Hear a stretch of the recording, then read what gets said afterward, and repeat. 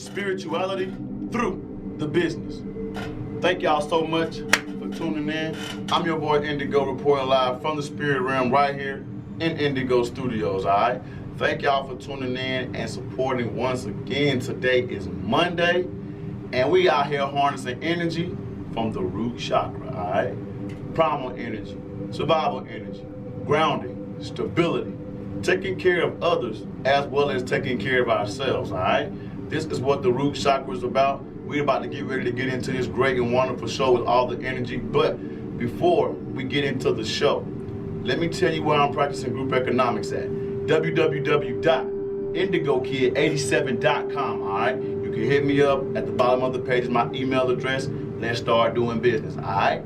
Now, let's get into this great energy right after the intro.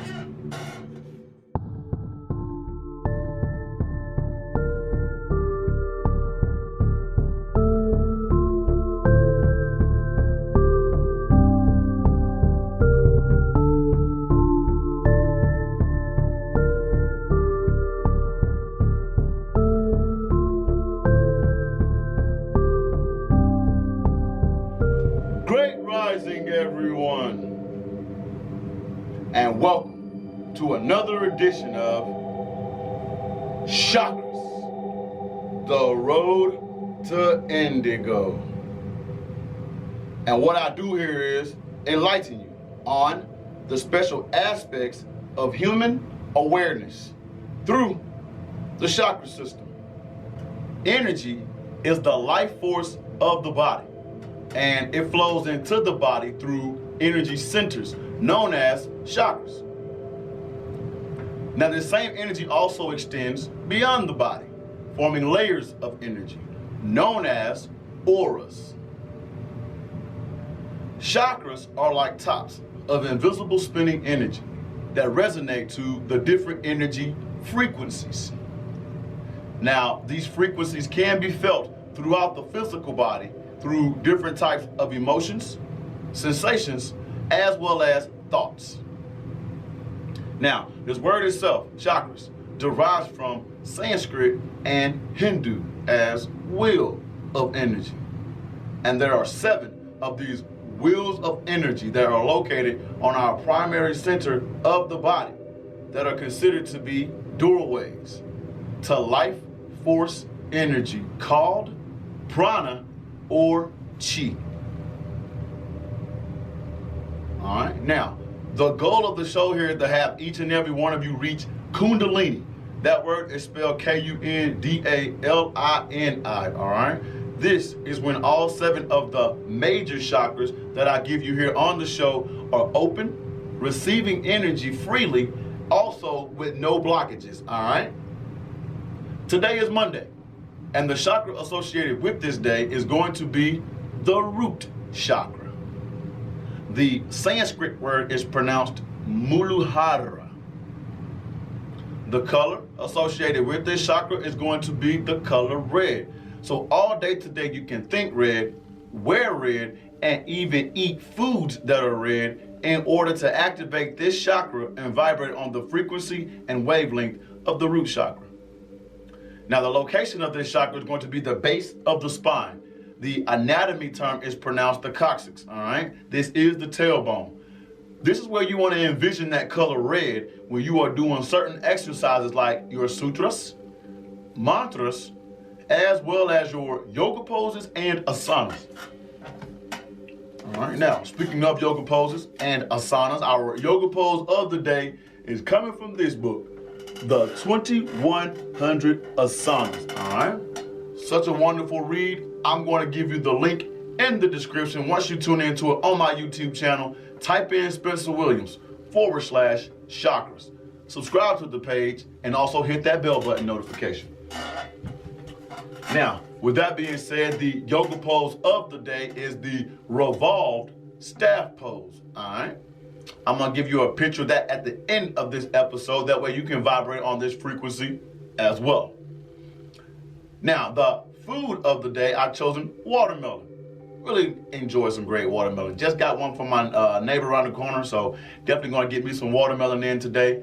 The vegetable I picked, kidney beans, all right? Red in nature, Also going to help us with our stability and grounding. Go out there and get some watermelon and kidney beans, all right? That way you can vibrate on this frequency of the root chakra. Now, the lesson of the day is coming from this book, Auras and Chakras. Such a great book by Miss Fiona Toy. I've been going over for the past 3 weeks. It's like always something in this book to correspond with the chakras, all right? So, with that being said, today we're learning about the chakras and our personal growth. The journey through the chakras can be seen as a reflection of our personal journey of growth and self-awareness. As we grow and develop, the focus of our lives incorporates the energy of each successive chakra. The first chakra, survival instincts. The first chakra is about our survival. Do I have enough food, water, and money to survive? Do I have shelter? Am I physically safe? The first chakra represents the very base level of existence for us and reveals our most instinctive selves. Our strongest instinct is to survive. And so, until we are confident that these basics of well-being are in place and believe that they will always be available to us, survival will tend to dominate our thoughts and drive our actions. This doesn't mean that we cannot achieve personal growth unless we become wealthy. It is often more a matter of trusting that our world is an abundant place and that what need is available to us, and what we all need is available to us.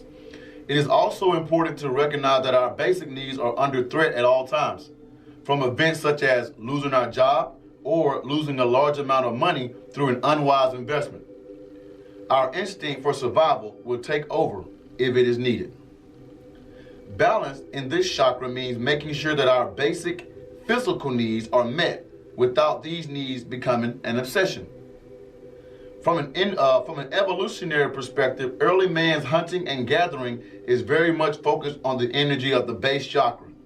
Our modern society is much less focused on this level of energy than the very first societies, from whom life revolved almost entirely around the collection of food, finding shelter, and avoiding danger.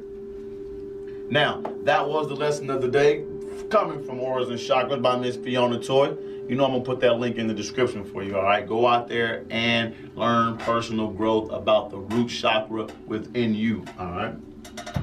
Now, the message of the day is going to be ownership is everything, all right? Go out there and get some ownership about yourself. Stop playing around. I go over 4 principles here every day to help you get to ownership. The first one is paperwork. Once you go out there and put this intellectual property on paper and allow yourself to monetize it, that leads us to step number 2, which is going to be investments. All right? You have to go out there and put some money that you're already making. Some of us have a 9-to-5 and a side hustle. Just use some of that money and put it back into the business. LLC, S corporations, patents, it doesn't matter, trademarks, whatever you want to have paperwork in, make sure you go out there and do step number 2, invest, all right? Step number 3 is group economics. Once you go out there and support somebody else other than yourself, then you begin to see the blessings come back to you and your business, all right? Somebody out there is thinking just like you. Somebody out there has that entrepreneurship spirit about themselves just like you, all right? Whether it be associates, co-workers, or family members. Go out there and support somebody with the group economics and entrepreneurship mind state, all right? Energy cannot be created or destroyed, only transferred. Now, the last step in the process of the 4 principles to ownership is time management. You have to go out there and schedule your time. We all have the same 24-hour clock every single day, all right? Go out there, build some routines. That way you can begin to use time more efficiently and effectively for you, all right? The second part to that is going to be budgeting. Once you go out there and budget your money as well, personal and business finances, you begin to know how much money is coming in and how much is going out, all right? It's like giving yourself a pay raise in the middle of the month because you stop spending that money on all that frivolous stuff, all right? So definitely go out there and practice time management in the 4-step principles of ownership, all right? I've been practicing the 4 principles. Indigo Management, baby. That is the name of my LLC company in which I possess. Underneath that LLC, you're going to find Indigo Kid, which is conscious streetwear for the enlightened, all right? Through the clothing brand, I choose to present sun, the moon, the stars, the periodic table, not to mention a lot more cultural things about Earth, like the rainbow and Fibonacci sequence, the sacred geometry that's around us. All this is going to be expressed in the clothing brand. You can hit me up on the website, www.indigokid87.com, where we out here practicing what? Group economics, all 2020, all right? Also, underneath that LLC, you're gonna find a video visual production company, Indigo Images. That's the name of this company that's responsible for photography, not to mention the cinematography that goes around Indigo management, all right? I really appreciate the imagery group and the clothing brand. Thank y'all for supporting both. Now, that's pretty much all I have for you as far as the show. But before I get out of here, let me give you some of these social media handles as well, so you can tune in with me on my journey through social media. On Facebook, you can find me at Spencer Williams /Indigo Kid, all right? The business page on Facebook is Indigo Management. Like that page, go to the left, hit that community button. Invite your friends, all right? That way you can they can invite their friends as well. Let's all begin that spiritual community. On Instagram, you can find me at IndigoKid87. That's my business page with all my logos and designs coming up in the future. Not to mention my personal page is Conscious Matter 1987, all right? That's Conscious, spelled CONSCIENCE Matter 1987, all right? On Snapchat, you can find me at CloudStatus2014, and the Twitter name is going to be IndigoKid87, all right? Thank y'all so much for tuning in. I'm your boy Indigo. Go out there and align your light body, all right? LIGHT, and begin your ascension to the road to Indigo.